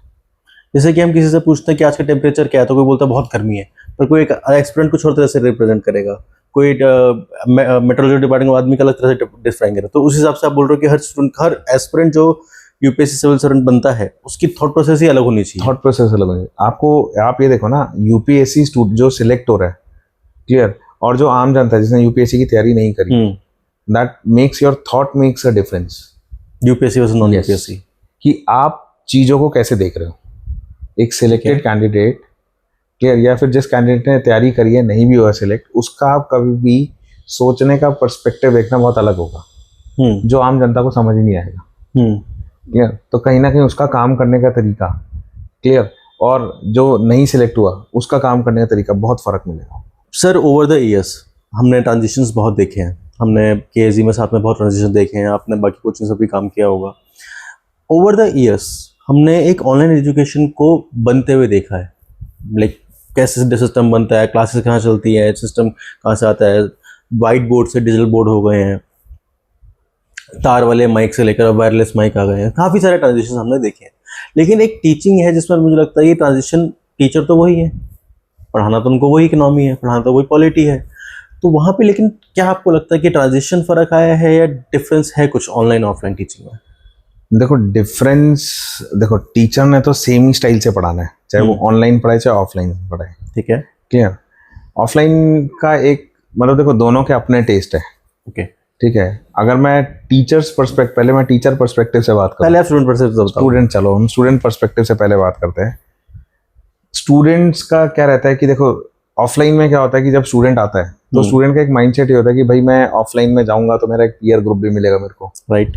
ठीक है, तो एक उसको ये रहता है कि पीयर ग्रुप से मेरे को सीखने को मिलेगा, मेरे को मतलब एटलीस्ट सीखने को नहीं मिल रहा तो मेरे को ये तो पता लगेगा ना कंपटीशन कहाँ पर है, तो मुझे कंपटीशन देखने को मिलेगा। क्लियर? प्लस मैं फिजिकली क्लास में बैठा हूँ तो मैं थोड़ा सा अटेंटिव हूँ, मतलब एक डिसिप्लिन रहेगा कि भाई मेरी 3 घंटे की, लाइक हमारे जो लेक्चर्स होते हैं 3 घंटे के होते हैं, तो मेरे को टीचर के साथ 3 घंटे बैठना ही बैठना है, तो मतलब 3 घंटे मेरे को क्लास के अंदर ही फोकस करना है, चाहे मैं हैप्पीली बैठूं चाहे मैं कैसे ही बैठूं, मेरे को 3 घंटे देना है। क्लियर? तो एक वो डिसिप्लिन आता है उसका। ऑनलाइन में अगर स्टूडेंट का पर्सपेक्टिव देखूं तो स्टूडेंट थोड़ा सा एक तरह से कह सकते हो लेजी हो जाता है। हाँ। कि भाई हो सकता है कि लाइक आज भी मैं जैसे ऑनलाइन क्लासेस लेता हूँ तो उसमें वो नंबर फ्लक्चुएट होता रहता है लाइव स्टूडेंट्स का, कि भाई कभी उसमें आ रहा है, कभी 100 बैठे हैं, कभी 98 हो गए, कभी 90 हो गए, कभी 110 भी हो जाते हैं। तो अब देखो उसके कई सारे फैक्टर हो सकते हैं, क्या पता इंटरनेट ना उनका सही काम कर रहा हो, हाँ। या फिर लाइट चली गई हो उनके एंड पे, तो वहां पर अगर आप देखोगे या फिर स्टूडेंट का भी मन नहीं कर रहा, रिकॉर्डिंग देख लूंगा, या फिर पीछे से मम्मी पापा ने बुला लिया कि बेटा ये काम कर दे पहले, तो कहीं ना कहीं वहां पर वो डिसिप्लिन मेंटेन नहीं हो पाता। तो कहीं ना कहीं अगर आप ये देखोगे तो मतलब ऑनलाइन में क्या होता है कि देखो इस एग्जाम में जो मैंने सबसे बड़ा देखा है कि this is exam is not the sacrifice of student, ये पूरे फैमिली का सेक्रीफाइस है। क्लियर? तो अब जब फैमिली के सेक्रीफाइस की बात आती है तो पेरेंट्स को भी ये चीज समझनी पड़ती है कि पढ़ाई इसमें कितनी इंपॉर्टेंट है। तो टाइम जो दे रहा है उनका Yes, बच्चा वो हाँ, आपको भी देना ही पड़ेगा। हाँ, तो मतलब ये है कि अब लाइक मैंने भी अपना कुछ पार्ट ऑफ प्रिपरेशन घर पे किया था। तो मेरी मदर को ये होता था, जब मैं उनको बोलता था मैं ना रेस्ट कर रहा हूँ, कि मतलब मैं 7-8 घंटे पढ़ लिया तो मेरे को रेस्ट करना है, तो उनको ये होता था कि रेस्ट करना है तो चल भाई ये करा, दूध ले आ, ये सब्जी ले आ, ले आ। सामान ले आ, वो ले आ। तो मैं उनको कहता था भाई मेरे को ना मेंटली रेस्ट चाहिए, ठीक है, क्योंकि मैं पढ़ पढ़ के एक बार थक गया हूँ, तो मेरे को इसको थोड़ा रेस्ट चाहिए ताकि मैं दोबारा से रिवाइज स्टार्ट कर सकूं, कि जो मैंने पढ़ा है उससे दोबारा आगे कंटिन्यू करूँ। तो उनको वो रेस्ट का मतलब समझाना होता है कि I am looking for what kind of rest. Clear? तो मतलब ये नहीं है कि मैं एक अभी नहीं पढ़ रहा तो चल गाड़ी में तो अगर बैठ मेरी के क्लास भी है 3 घंटे की जो कि शाम को 5 से 8 होने वाली है, तो उसमें मुझे एकांत चाहिए। ये नहीं कि आपका घर पे कुछ काम चल रहा है, प्लम्बर बुलाया हुआ है, कारपेंटर बुलाया और मैं क्लास लेने बैठा हूँ, तो आप मुझे और देना पड़ेगा। हाँ, तो मतलब तभी है कि घर वालों का भी सैक्रिफाइस इसमें बहुत इंपॉर्टेंट है। तो स्टूडेंट का तो मैंने आपको बताया डिसिप्लिन का एक बहुत बड़ा फैक्टर रहता है। तो अगर स्टूडेंट अपना डिसिप्लिन मेंटेन कर सकता है ना, तो कोई फर्क नहीं है। ऑनलाइन में मतलब मैं कहूँगा टाइम सेव होता है, ट्रैवल टाइम सेव होता है, ठीक है, ट्रैवल टाइम आपका बहुत सेव होता है। प्लस अभी दिल्ली में रहना बहुत, लिविंग इज एक्सपेंसिव। अगर मैं ओल्ड राजेंद्र देखूं, यस, एक हमारा टाइम था, मेरे को याद है कि मैं जब 2011 में गया था तो आई यूज्ड टू पे 6,000 रुपीज रेंट। अभी शायद 3 टाइम्स ठीक है, तो आज उसी रूम का अगर आप देखोगे मेरे ख्याल से 14-15 हजार तो होगा उसका, 3 टाइम्स, 18-20 हो गया सर। हाँ, तो आप ये देखो इतना ज्यादा रेंट हो चुका है कि डिफिकल्ट, मतलब वो डिफिकल्ट है हर स्टूडेंट के लिए। देखो मतलब एज अ स्टूडेंट मुझे भी मांगते हुए शर्म आती थी एक टाइम की, पापा पैसे देना, मम्मी पैसे दे दो, रेंट देना है। तो एक टाइम पे, क्योंकि आप चाहे ऑल्दो मैंने जॉब करी थी, कितना टाइम आप सेविंग्स पे निकाल, बट रेंट नहीं है सर, बाकी एक्सपेंसेस होते हैं। हाँ, फिर और एक्सपेंसिव है। तो मतलब मैंने अब राजेंद्र नगर में एक चीज एनालाइज बहुत करी है, मतलब ये चीज देखा है कि कोचिंग फी जितनी नहीं है, लिविंग इज मोर एक्सपेंसिव है। तो अगर मैं मान के चलूं कि किसी कोचिंग की फीस 1.5 लाख रुपए भी है ऑफलाइन की, ठीक है, के लिए, ठीक है, तो लेकिन आप ये लगा के चलो 1.5 लाख फीस है, ठीक है, लेकिन लिविंग वहां पर महंगी है। लिविंग अगर आप हद से कमरा भी देखोगे 15,000 का एक कमरा है, तो आपका 1,80,000 तो इसी में ही चला गया। फिर उसके बाद फूड है, इलेक्ट्रिसिटी बिल है, तो मतलब almost you are paying double of your fees एक साल रहने का। तो वो बहुत एक्सपेंसिव होगा, तो इसलिए online is better. Yes, online better है अगर आप डिसिप्लिन मेंटेन कर पाते हो तो एक ये चीज है। वो ये सर वर्क फ्रॉम होम की तरह बात हो गई है। लोग वर्क फ्रॉम होम कर रहे हैं, उनको भी पता है कि मुझे 9 घंटे सिस्टम पे बैठना ही है, लैपटॉप पे बैठना है। ये नहीं कि बच्चे यहाँ खेल रहे हैं, वहाँ पे काम चल रहा है, लैपटॉप ऑफ करके कुछ और काम करने चले गए, वो वर्क फ्रॉम होम नहीं, वो नहीं है। हाँ, तो कहीं ना कहीं अगर आप देखोगे ऑनलाइन ऑफलाइन में स्टूडेंट पर्सपेक्टिव से अगर वो डिसिप्लिन मेंटेन कर ले तो उसके लिए खैर दोनों ही बेस्ट हैं कि वो उसको देखना है। अगर पॉकेट अलाउ करती है तो definitely they will come offline, otherwise online. दूसरा, अगर टीचर पर्सपेक्टिव से देखूं तो अगर टीचर पॉइंट ऑफ व्यू से अगर आप देखोगे ऑफलाइन में, तो ऑफलाइन में क्या होता है कि टीचर, मतलब ऑफलाइन ऑनलाइन में डिफरेंस क्या होता है, ऑनलाइन में टीचर क्या करता है कि स्टूडेंट डाउट पूछ रहे हैं, टीचर रिप्लाई कर रहा है नहीं कर रहा, हार्डली मैटर्स। बट ऑफलाइन में आपको करना पड़ता है। तो मेरा सामने बैठे, यस, मेरा जो पढ़ाने का एक्सपीरियंस है ज़्यादा ऑफलाइन का है। ऑफ कोर्स ऑफलाइन का एक्सपीरियंस बहुत ज़्यादा है मेरा। और जब भी मैं ऑफलाइन क्लास में पढ़ाने जाता हूँ तो I was so well prepared, क्योंकि मैं ये नहीं देख के जाता, मेरे को ये देखना होता है कि मेरे सामने अगर 100 बच्चे बैठे हैं तो 100 माइंड्स बैठे हैं। Clear? True. And they can ask any question. कल का परसों का 3 दिन पुराना भी, कभी आगे आने वाला भी, कभी भी कुछ भी क्वेश्चन पूछ सकते हैं। मेरे को उनको एक सेटिस्फैक्टरी आंसर देना है, ठीक है। तो मैं तो खुद अपनी क्लास में एनकरेज करता हूँ बच्चों को कि you ask me a doubt. अब उससे क्या होता है कि आप जब डाउट पूछोगे तो 2 चीजें होंगी, इधर आई आंसर इट, नहीं भी करूंगा तो मेरे लिए भी एक लर्निंग है कि आप किस पॉइंट पे सोच रहे हो।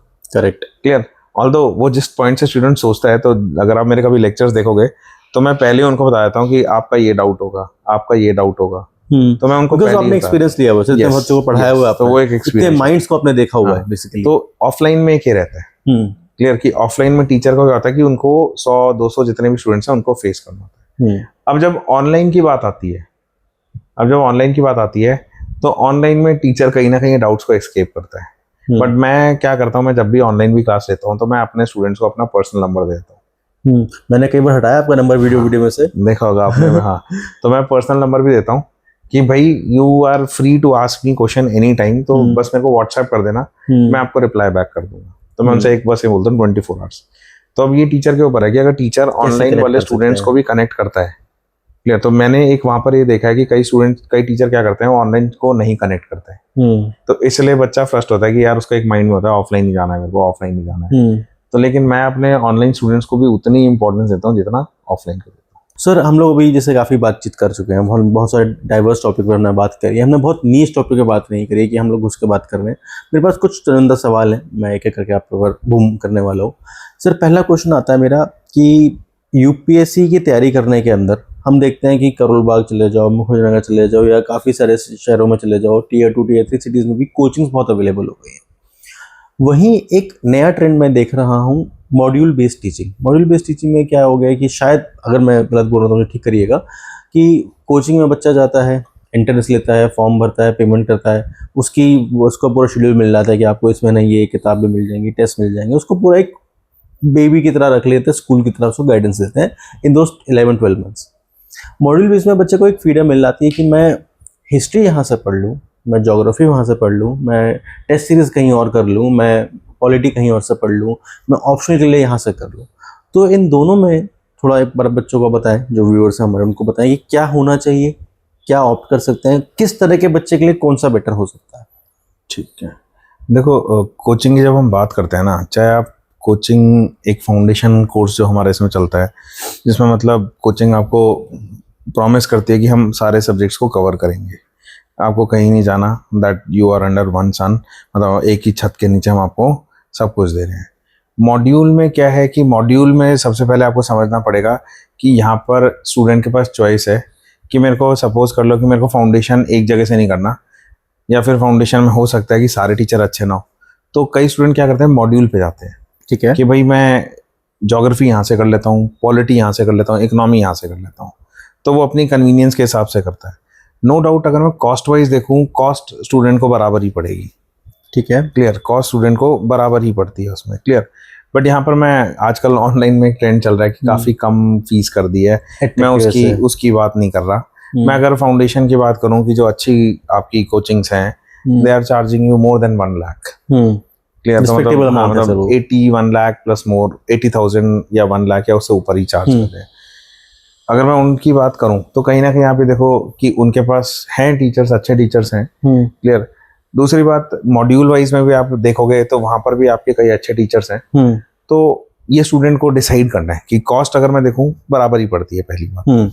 दूसरी बात, अगर मैं यहाँ पर ये दूसरा अगर एक एंगल देखा जाए कि आप चाहे कैसे भी पढ़ो, चाहे सेल्फ स्टडी पढ़ो, चाहे आप कोचिंग करो, चाहे मॉड्यूल वाइज करो, जैसे भी करो, आपको यूपीएससी तैयारी करने के लिए लगभग, जो मेरा एक कैलकुलेशन है कि अगर एक बच्चा 1.5 साल तैयारी कर रहा है और रोज के 7-8 घंटे पढ़ रहा है, तो उसको कम से कम 3500 आवर्स लगेंगे अपना सिलेबस कवर करने में, उसको प्रैक्टिस करने में, that is through test series और जो भी है, रिवीजन करने में, तब जाके उसका एक लेवल आएगा। 3500 घंटे आप कैलकुलेट कर लो, कैसे भी कर लो, ठीक है, कि उसको 3500 घंटे मतलब अगर 3500 का मतलब अगर 7 घंटे भी पढ़ रहा है तो 500 दिन पढ़ना है। 500 दिन ऑलमोस्ट 1.5 साल, कैसे भी कर लो। अच्छा ठीक है, तो आप कैसे भी कर लो, उसको 3500 घंटे अपने, मतलब थोड़ा बहुत प्लस माइनस हो सकता है कि कई लोग फास्ट लर्नर होते हैं तो उसको भी 3000 घंटे लग जाएंगे। हाँ, 3000 घंटे। कई स्लो लर्नर है तो उनको हो सकता है 4,000 घंटे लग जाए, राइट। तो एक एवरेज स्टूडेंट के हिसाब से बता रहा हूँ 3500 आवर्स लगेंगे ही लगेंगे। तो चाहे वो कोचिंग में एक जगह ले लें, कैसे भी वो डाइवर्स कोचिंग। और कोचिंग की जहां तक मैंने आपको स्टार्टिंग में बात करी थी कि कोचिंग सिर्फ आपकी स्पीड को इंक्रीज करता है। लाइक मैं कोई टॉपिक खुद पढ़ रहा हूँ तो हो सकता है मेरे को पढ़ने में, उसको समझने में 3-4 घंटे लग जाए, कोचिंग वही टॉपिक को 1 घंटे में समझा दे, तो मेरी मेहनत कम होगी। तो मतलब अगर मैं कोचिंग को पे कर रहा हूँ और आप भी जब कोई कोचिंग ज्वाइन कर रहे हो तो आपको ये चीज होना चाहिए कि मेरी मेहनत कम हो रही है नहीं हो रही। अगर मेरी डबल मेहनत लग रही है, पेमेंट उसी की कर रहे हैं। हाँ, वो पे ही उसी के लिए कर रहे हैं ना, करेक्ट। और मेरे हिसाब से मैं कभी बार अपने स्टूडेंट्स को भी क्लास में कहता हूँ, एक अच्छा टीचर वो होता है जो आपको बिना नोट्स के पढ़ा रहा है, और बिना हैंड आउट के पढ़ा रहा है। भाई 3 घंटे अगर मैं बोलूँ कि आप कोई भी अगर स्टूडेंट भी हो ना, उसको कहूँ कि 3 घंटे कॉन्टिन्यूसली आपको 30 दिन बोलना है, या 40 दिन की अगर आपकी क्लासेस चल रही है 40 दिन बोलना है, तो एक बहुत बड़ा टास्क है कि आपके हाथ में कोई नोट्स नहीं है, कुछ नहीं है, आप पढ़ा रहे हो। स्लाइड से पढ़ाना वो टीचिंग नहीं है, क्योंकि नॉर्मली क्या होता है कि लाइक मेरे प्रिपरेशन टाइम में मेरे एक फ्रेंड ने पूछा था कि यार तेरे हिसाब से अच्छा टीचर कौन होता है। मैंने कहा यार देख, मेरा तो बचपन से एक ही क्राइटेरिया, अगर टीचर बिना नोट्स के पढ़ा रहे ना तो वो मेरे लिए अच्छा टीचर है।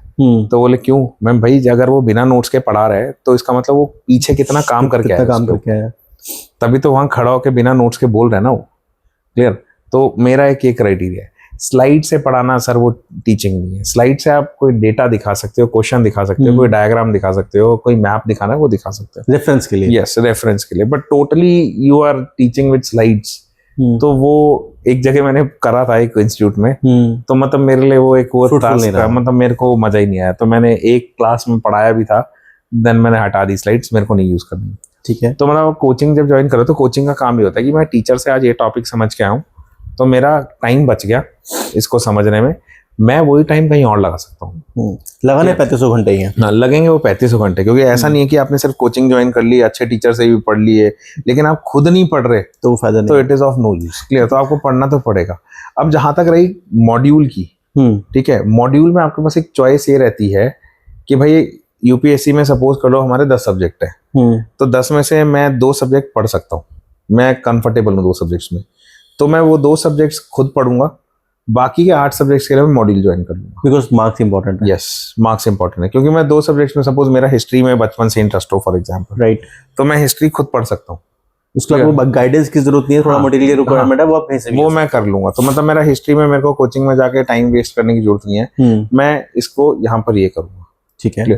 फाउंडेशन में एक चैलेंज आता है सर कि फाउंडेशन में एक टीचर से, अगर चाहे मैं भी जैसे एक टीचर हूँ या और भी अगर आप कभी किसी टीचर से बात करोगे, फाउंडेशन में एक यू कैन से कि एक फाइट ये रहती है कि आपको एक लिमिटेड आवर्स में चीजें खत्म करानी है, स्टूडेंट को भी और टीचर को भी। यस, क्योंकि इंस्टीट्यूट के ऊपर एक चैलेंज होता है कि हमने 10 महीने बोले तो 10 महीने में हमें खत्म कराना है, तो मतलब 10 की 11 हो जाता है, लेकिन 11 महीने के अंदर उनको सब खत्म कराना है, जो 300 घंटे 350 घंटे पढ़ाना है। यस। लेकिन जब मॉड्यूल आता है ना, मॉड्यूल के अंदर क्या होता है कि टीचर अकेला प्लेयर है, तो अगर उसने एक टाइम अपना रखा हुआ है कि मेरे को एक ही बैच 1.5 महीने में खत्म करना है या 2 महीने में, तो वो 2 के 2.5 भी कर देगा, क्योंकि उसको क्या है कि एक रिजल्ट दिखाना है। करेक्ट। क्लियर? कि भाई मेरे को एक रिजल्ट भी चाहिए, मेरे बच्चे का सिलेक्शन होना चाहिए, तो मतलब मेरा बच्चा इस सब्जेक्ट में अच्छा परफॉर्म, वो दोनों चीजों के लिए फैक्टर है ना सर। नो डाउट फाउंडेशन वालों को भी रहता है कि मेरा बच्चा करे, तो वहां पर लेकिन एक ये चीज रहता है कि वहां पर कहीं ना कहीं टीचर कॉम्प्रोमाइज करता ही है, ये फैक्ट है।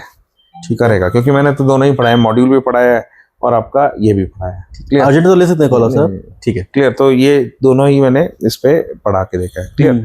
दूसरा, अगर आप ये देखोगे मॉड्यूल के साथ फाइट क्या रहती है, टाइमिंग की क्लैश कर सकता है। यस, स्टूडेंट बोलता है कि सर आपका बैच का टाइम 2 बजे का है, हाँ, मेरी तो 2 बजे ऑप्शनल की क्लास है, मेरी 2 बजे इस चीज की क्लास, उससे कोई एक ही छोड़ना पड़ेगा, तो वहां पर एक फाइट रहती है। बट हाँ, उसका भी एक सॉल्यूशन है कि आजकल ऑनलाइन है, तो हर चाहे आप कहीं पे भी कोचिंग कर रहे हो तो they are giving you recorded classes, तो आपके पोर्टल पे आपको मिल जाता है। बट हाँ, वो चैलेंज आता है कि ऑफलाइन नहीं आ पाएगा। करेक्ट। तो ये खैर आपकी स्मार्टनेस के ऊपर है कि आपको एक ही जगह ज्वाइन करना है, उसमें फिर आप जब पढ़ते हो उसके बाद आपको पता लगता है यार इस कोचिंग में ये अच्छी तरह पढ़ाया, ये अच्छी तरह पढ़ाया, बट ये वाला एरिया मेरा रह गया, कहाँ से बिल्डअप, फिर मैं मॉड्यूल पे जाऊंगा, करेक्ट, फिर बाद में मॉड्यूल पे जाऊंगा, तो वो आपका फिर पैसा भी वेस्ट होता है, टाइम भी वेस्ट। सर मेरा इसमें एक सवाल है, अच्छी कोचिंग और एक अच्छा टीचर, चाहे वो फाउंडेशन के लिए अच्छी कोचिंग हो या मॉड्यूल के लिए अच्छे टीचर, तो जो टैग है अच्छा, ये कोई बच्चा कैसे डिफाइन कर सकता है? देखो यार, अच्छा टीचर तो मैंने आपको बताया कि अगर वो बिना नोट्स के पढ़ा रहे, ठीक है, तो वो टीचर अच्छा है। ठीक है, हम मान लेते हैं कि 3-4 दिन की डेमो क्लास से हम बच्चा एनालाइज कर सकते हैं। 3-4 दिन, देखो एक एक्सपीरियंस, आजकल खैर गूगल पे भी सही रिव्यूज नहीं लिखे जाते, बट अगर कोई नोन, क्योंकि देखो टीचिंग के एक ऐसा होता है, मतलब या कोचिंग एक ऐसा होता है वो जो माउथ पब्लिसिटी पे ज्यादा चलती है, वर्ड ऑफ माउथ। यस, तो कहीं ना कहीं अगर मेरे पास कोई स्टूडेंट आता है तो कहीं ना कहीं वो किसी स्टूडेंट के रेफरेंस से आया होता है कि सर आपने मेरे इस फ्रेंड को पढ़ाया था, तो इसलिए मेरे को आपसे पढ़ना है। क्लियर? या आप जहाँ पर भी अपना बैच स्टार्ट कर रहे हो, चाहे पर्सनली कर रहे हो या किसी कोचिंग में, मेरे को बता दो, मैं वो ज्वाइन करना चाहता हूँ। ठीक है, तो कहीं ना कहीं टीचर, मतलब एक आपकी पब्लिसिटी आपके टीचिंग से ही बनती है। अब ये नहीं है कि मैंने बड़ी होर्डिंग लगा दी तो मेरी पब्लिसिटी होगी, तो 2-3 दिन तो हो सकता है कि टीचर बिना नोट्स के ही पढ़ा दे, या फिर 10 टॉपिक पढ़ाने, 10 में से एक टॉपिक फेमस हो। आपकी quality through out the lecture same रहनी चाहिए, डे 1 से लेके जब तक आपका लास्ट लेक्चर है वो सेम रहना चाहिए, और वो आपको ग्रेजुअली स्टूडेंट को पता लग जाता है। प्लस दूसरी बात, सबसे पहली बात यहाँ पर आती है कि स्टूडेंट आपकी क्लास में आ रहा है, चीज को समझ रहा है, समझने के बाद फिर वो परफॉर्म कर पा रहा है, जो भी आप उसको टेस्ट दे रहे हो, या फिर वो कहीं से भी अपने टेस्ट उठा के कर रहा है। तीसरा ये कि फाइनली आपको परफॉर्म करना है एग्जाम के अंदर, क्योंकि मैंने एक देखा कि अगर स्टूडेंट आपके पास आ रहा है और आपके सब्जेक्ट में से 10 क्वेश्चन भी आ रहे हैं, 10 में से अगर वो 6, 7, 8 क्वेश्चन भी कर लेता है, तो उसके लिए एक बहुत बड़ी अचीवमेंट है। कि कहीं ना कहीं उसको ये लगेगा कि मेरा जो डिसीजन था इस सर को ज्वाइन करने का या इस कोचिंग को ज्वाइन करने का तो सही रहा। वो सही रहा।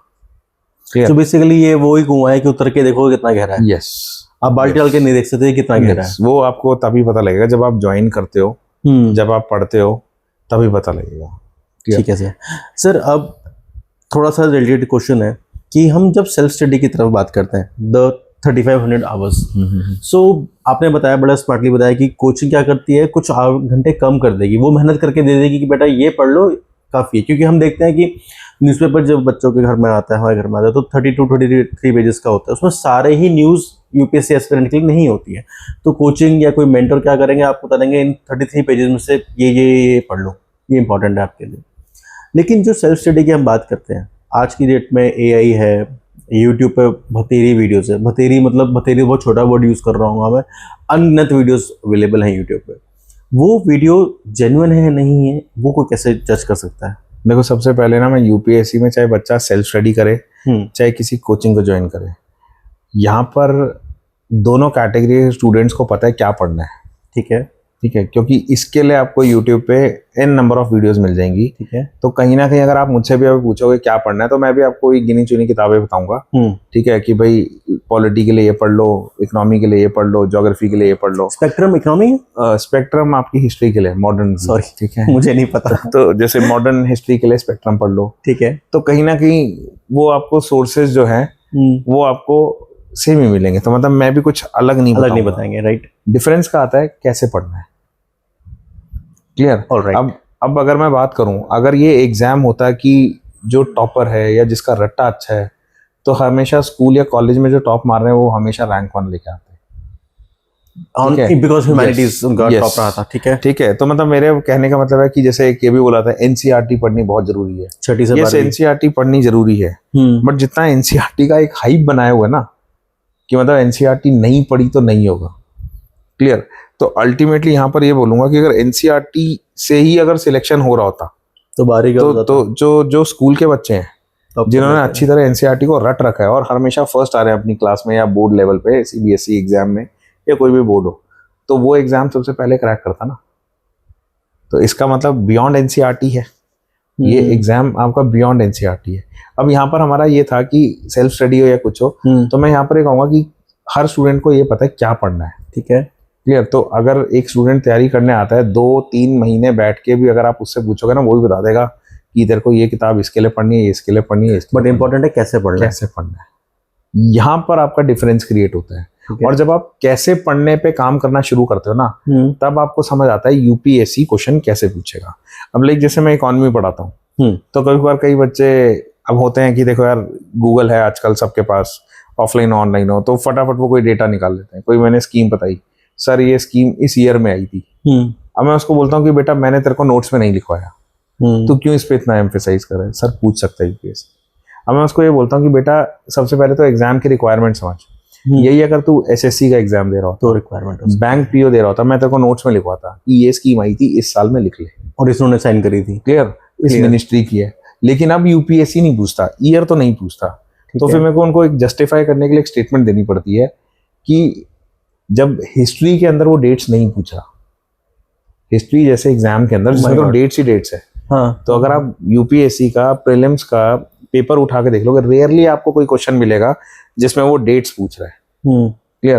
क्रोनोलॉजी अरेंज करने के लिए बोलता है कि भाई बता दो कि पहले क्या हुआ था, बाद में क्या हुआ था, तो वो सब पूछ लेगा, लेकिन डेट्स नहीं पूछेगा कि भाई बताओ कि गांधी जी इंडिया में कब आए थे। ऐसी डेट्स पे वो कभी आपसे सवाल मैक्सिमम ईयर पूछ लेंगे, कौन सी ईयर में आए थे। हाँ, वो भी रेयरली पूछता है ईयर्स भी।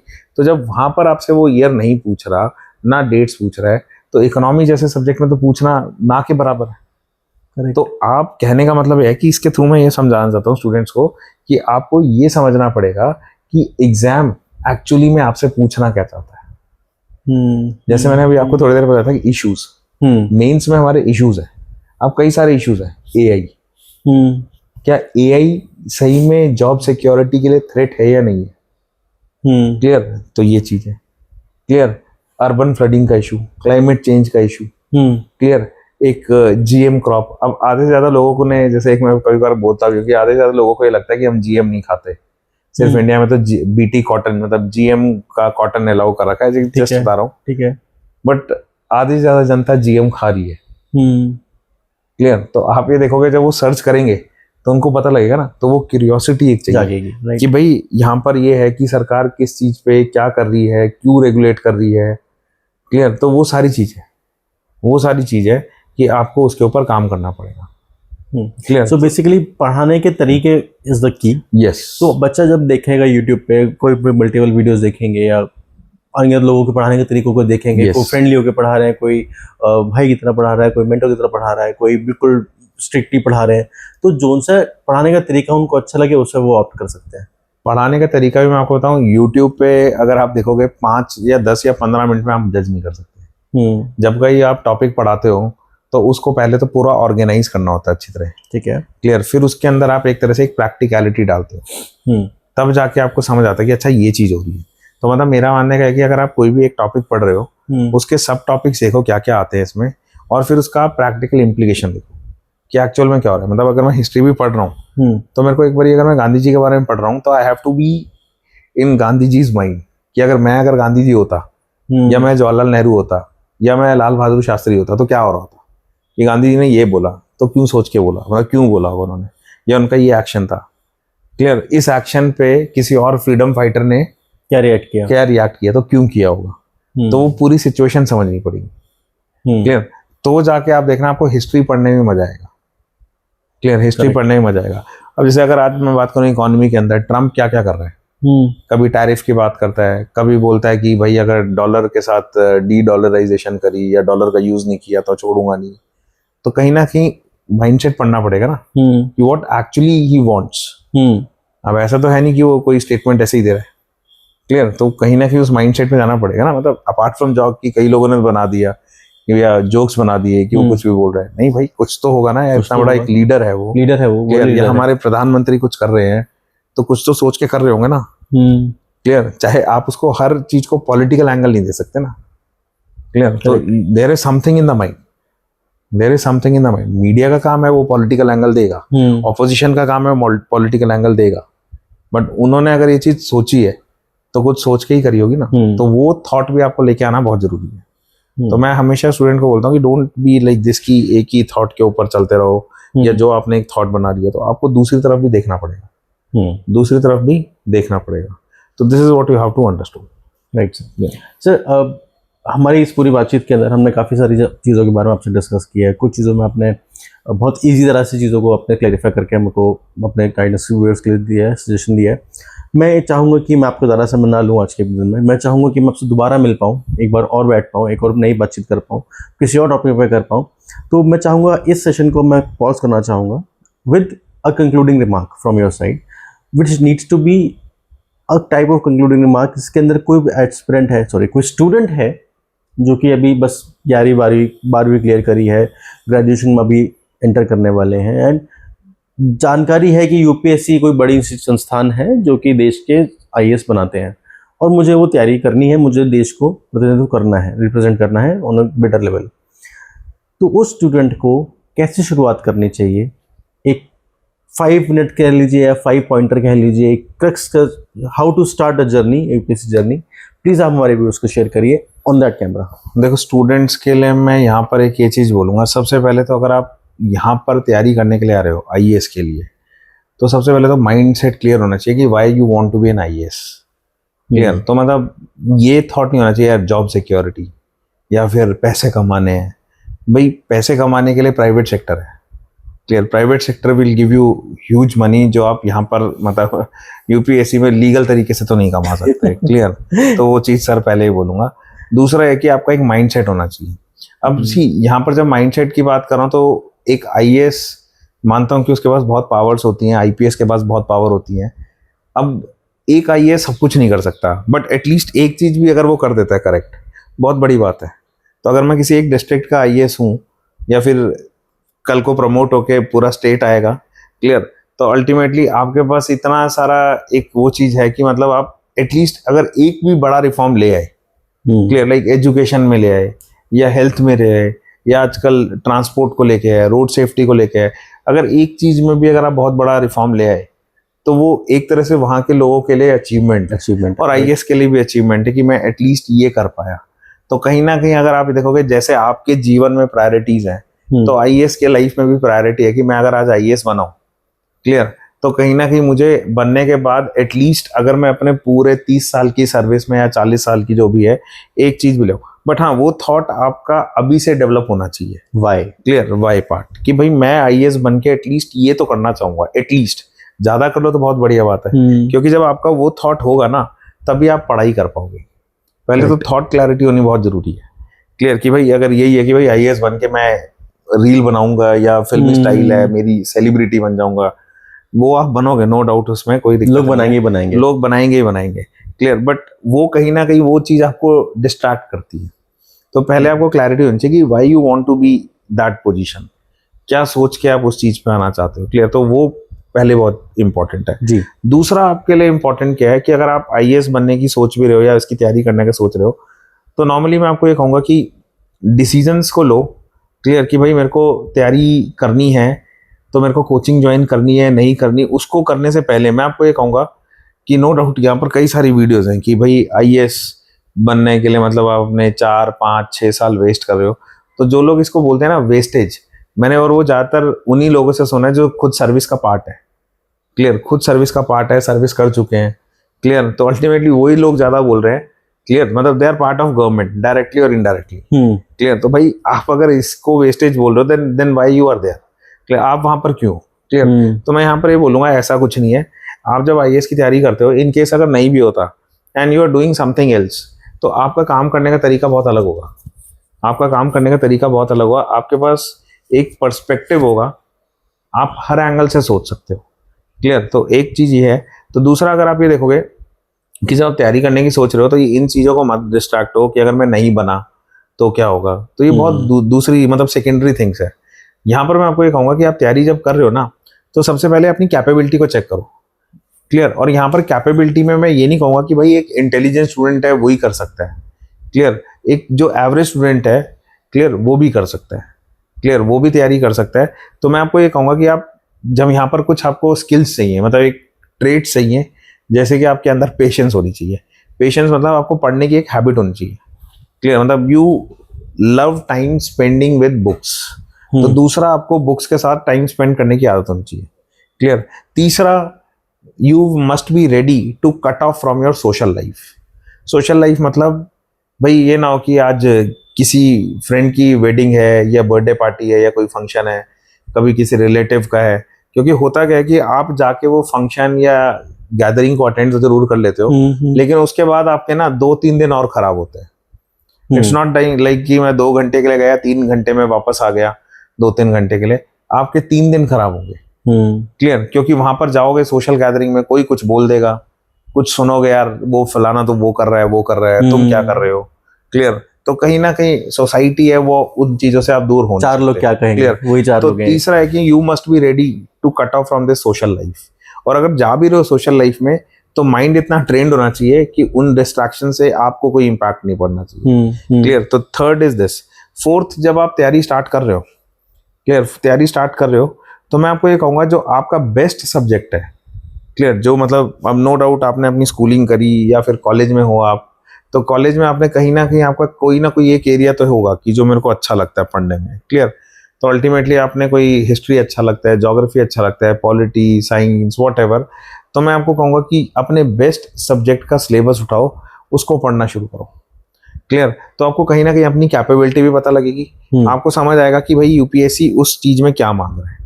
क्लियर, तो आप अपने बेस्ट सब्जेक्ट से स्टार्ट करो और उसी में ही आप अपना क्वेश्चन को सॉल्व करने की कोशिश करो। तो मतलब मैं एक स्टूडेंट को ये कहूँगा, हाँ 4 चीज़ें, मतलब ये चार चीज़ें कहूँगा, और 5वीं ये कहूँगा, फिर उसके बाद आप किसी एक अपना जो पीयर ग्रुप है, एक ऐसा फ्रेम करो जिसमें सिर्फ पढ़ाई की बात हो रही है। क्लियर, तो वो भी आपका एक बहुत बड़ा इम्पैक्ट हेल्प करेगा। 6th आप देख सकते हो कि हाँ अब आपको तब तक पता लग जाएगा कि आपको कोचिंग की जरूरत है या नहीं है। क्लियर, ठीक है। तो ये चीज़ मैं आपको 6 चीज़ें यहाँ पर बोलना चाहूँगा। राइट, एंड सबसे पहली बात, सिर्फ मार्क्स जरूरी हैं, कहीं से भी आ जाए, ज़रूरी नहीं है कि एक ही सब्जेक्ट से आएंगे, दूसरे से भी आ सकते हैं।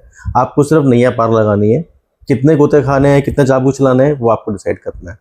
सो with this I would like to thank Himanshu sir once again, उन्होंने मुझे समय दिया।